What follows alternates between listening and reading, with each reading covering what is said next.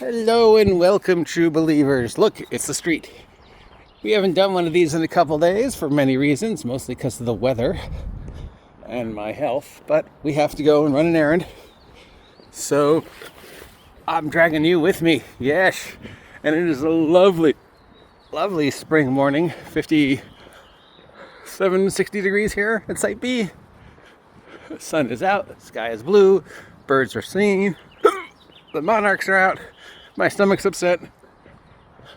Let's talk about superheroes. Monarch just flew over me. All right. So last time we talked about my love for the Marvel superhero role-playing game. Today we're going to talk about what many consider to be the shoes already untied.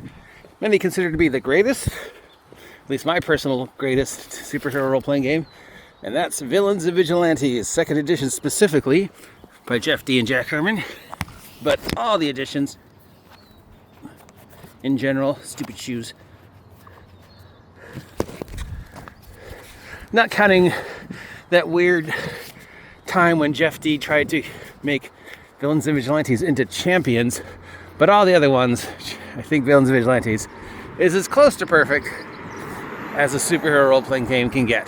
And the other games that have jump-started themselves off of Villains and Vigilantes took what Jeff D. and Jack Herman created and just tweaked it enough to make it better. Remember, none of us are original. We're all just modding games that came before us. We're all standing on the shoulders of giants. You know, somebody says, "Oh, I made an original system." No, you didn't make an original system, dude. Anyways, considering how many things are potentially wrong with Villains and Vigilantes, why does it work? Now,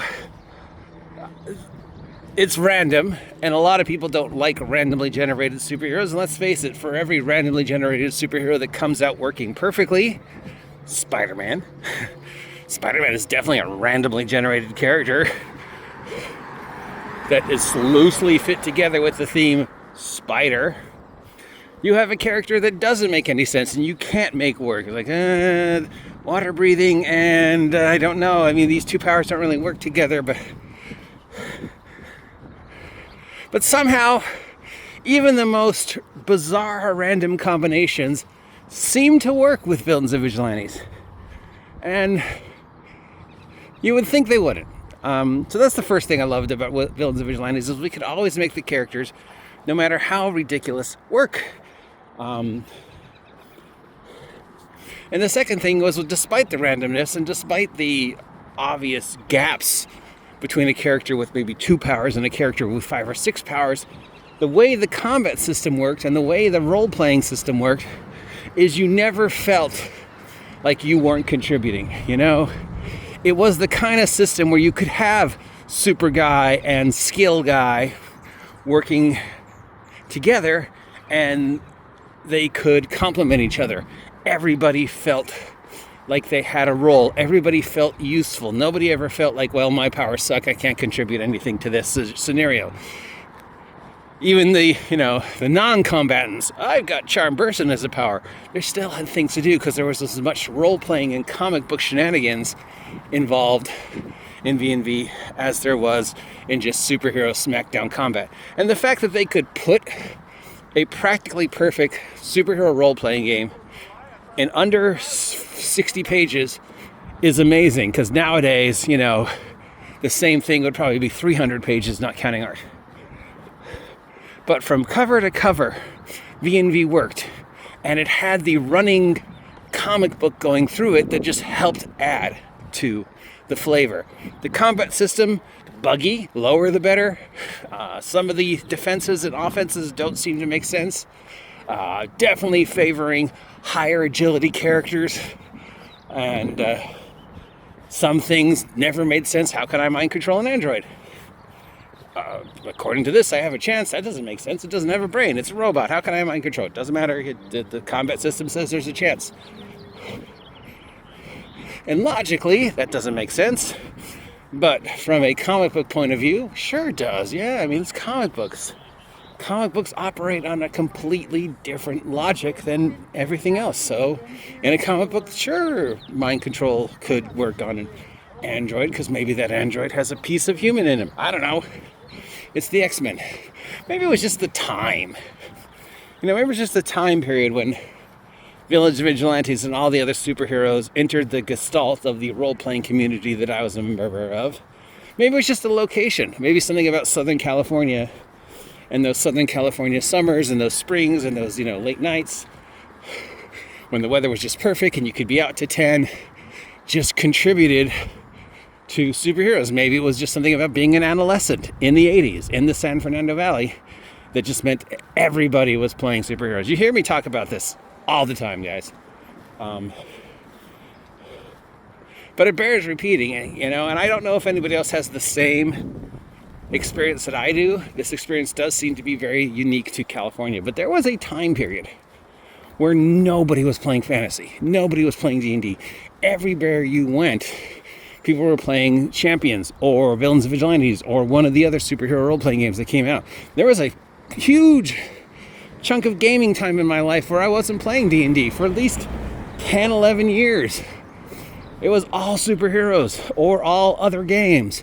We never played fantasy. I didn't really start playing fantasy again until after college. How weird is that? All of high school, all of college, 90% superheroes.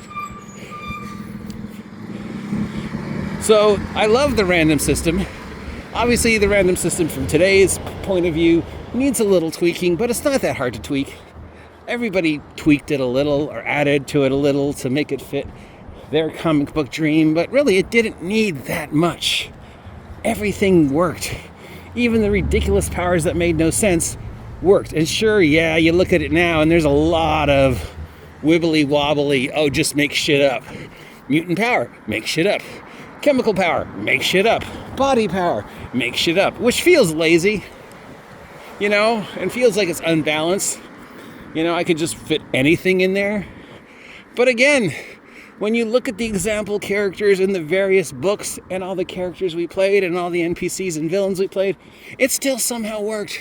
It was like there was this agreement that all the characters we made could function in the Marvel DC universe, and nobody really had too many galactically altering powers. And even the characters that did have some of the weirder, mind-blowing, I can manipulate molecules, still worked, and you still felt that I can manipulate molecules and alter the flow of time character and I've got a gun character work together.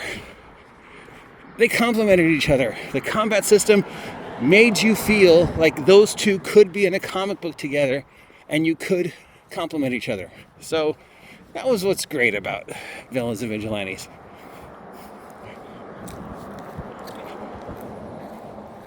Morning. Now, flip side, there are some things about Villains and Vigilantes that weren't so great. Lower the better. That's counterintuitive. A 1 was a critical, a 20 was a fumble. I don't think I ever played where anybody paid attention to that. I think everybody switched it in one form or another because the math didn't make sense. +4 to hit, but it's lower the better. So that would just mean I'm lowering my number by 4, so wouldn't that be minus? And again, it was one of those things that really didn't take that much work to flip it, but even if you didn't flip it, again, the math wasn't that hard, it was just counterintuitive. So there was definitely some complaints about the combat system, and there was definitely some complaints about the combat matrix where, if you're not familiar, Villains Vigilantes used a combat matrix where you had the offenses running on one side and the defenses running on the other side, and you would just, cross-reference, brilliant, to find the number you had to beat, and then that's the number. Then you would add your bonuses and go, mind control versus animal plant powers. I need a 7 or less. Okay, so I rolled a 4, then I add my bonuses, gets me down to 1. Yeah, that's a success, right? Counterintuitive, but you get used to it. The main complaint people had about Villains and Vigilantes was the random powers. People did not like random powers. For everybody who loved it, loved random characters, there were 2 people who hated it. Thought it was stupid, wanted to make their own characters, had an idea that they wanted to play out, and then got stuck with stretching and ice powers. And the second one, probably the one that is the biggest fault of Villains and Vigilantes, playing yourself. Your first character was supposed to be you with superpowers. And most people play role-playing because they don't want to be themselves. They want them to be something else. They want to escape. They want to play a character in a fantastic world. I don't want to be the OG GM with superpowers. I want to be Captain America or Shazam or whatever, right?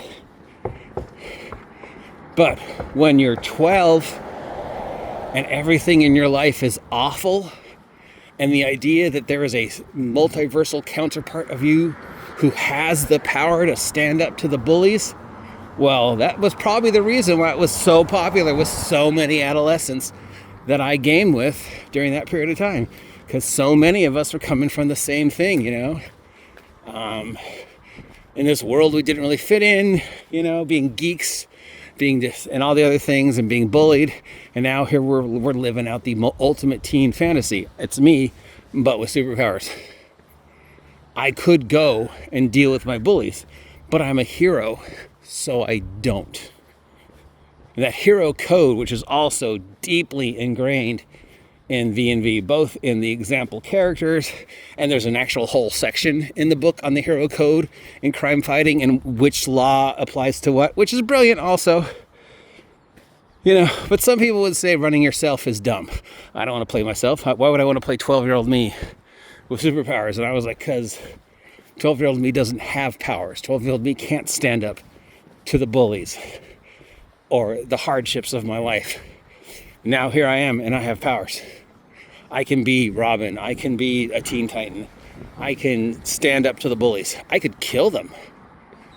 But I'm a hero, so I choose not to. Which is interesting, because you know, most 12-year-olds, you know, especially if you're growing up like I grew up, disabled in the public school system, getting constantly bullied, somebody gave you superpowers, you'd probably go bad. Hindsight being 2020, I probably should have gone bad. I probably would have gone bad. You know, the bully at school, if you'd given me real powers in real life, the next day, I'd clean the pavement with that guy and have no remorse. But in the game, suddenly it's me, suddenly I have superpowers, suddenly I can make a difference, suddenly I can go back to school, confront that bully in the game, and make them pay for what they did to me. But I don't. Because I'm a hero. And I represent something better than that. And while there were many superhero systems that did superheroes better, Champions, people would argue, is a much better system. Golden Heroes is a much better system. There are other randomly generated systems that came out about the same time or shortly thereafter that do the same thing better. But what V&V did was told a story through the comics that were in the book, gave you a specific section about how heroes work, showed you in the comic book combat section that the combat was all about knocking people out and incapacitating. It was very hard to kill someone in Villains and Vigilantes. And you were rewarded for not killing them. You were rewarded for being something better. And to live out that empowered fantasy as a abused, dyslexic, autistic teen who didn't know what was going on with his body or his brain, knowing that I suddenly had cosmic powers and I chose to be better. I chose to be a superhero. I chose to live that life. And then that, you know, probably helped me in some way through some of the shit I was going through, but it was just so much fun. It was just so goofy. It was just so over the top. You would just have these ridiculous combats and this ridiculous situations, and it was just ridiculous. Plus, girls played V&V. We had, in my group alone, 3-4 females at any given time. Everywhere I went, there was girls. Girls loved comic books. Girls loved the same thing about superheroes that boys love. So, it's the first chance to talk to a girl for many of us and not feel intimidated, because here's somebody who loves the same things I do. So, I think the system is great. It's definitely on my desert island list. If I could only take one system, you know, and they're like, just grab one system, superhero system. It's got to be superheroes. I'd be like V&V. I can pretty much, between Villains and Vigilantes and basic role playing, there's nothing I can't run. Between those two games, you know, those would be my desert island to go bug out games. Basic role playing by Chaosium, V&V, second edition. I can run anything. But from 2025 point of view, looking at the system and looking at this 40, 60 page game and going, this is a complete game. This does everything. I don't need anything else to run Villains and Vigilantes. I don't need a monster book. I don't need a splat book. If I need NPCs, I can make my own. I can buy one of the many books that come out afterwards, but literally, it's perfect. It doesn't need anything else. And it was so perfect that other than one errata, Jeff D and Jack Sherman never really changed it for years. Of course, there was some legal stuff too, but even in the modding community, there was very little modding, you know, because it was perfect. And that's hard to find today, even with all its faults, even with all its flaws, even with all its ugly spots. Villains Vigilantes second edition is as close to perfect for under 100 pages, would probably cost $30, came in a box with dice, with an adventure, with a character sheet, with those little cardboard cutouts. Crisis at Crusader Citadel is such a great introduction superhero game. I love the Crushers. You know I love the Crushers. The Crushers show up in Vigilantes for Shadowdark under the name The Terrors. So, yeah, it worked. It was perfect. I loved it despite its flaws, despite the wonky character creation system, despite the wonky combat system, despite random powers, despite the silliness of playing yourself. Like, what 12-year-old should be handed cosmic powers, really? It worked. I could pick it up today, and if I found the right group, run it with very little modding. So, yeah. Thanks for sharing this with me and enjoying this walk with me. I will talk to y'all later.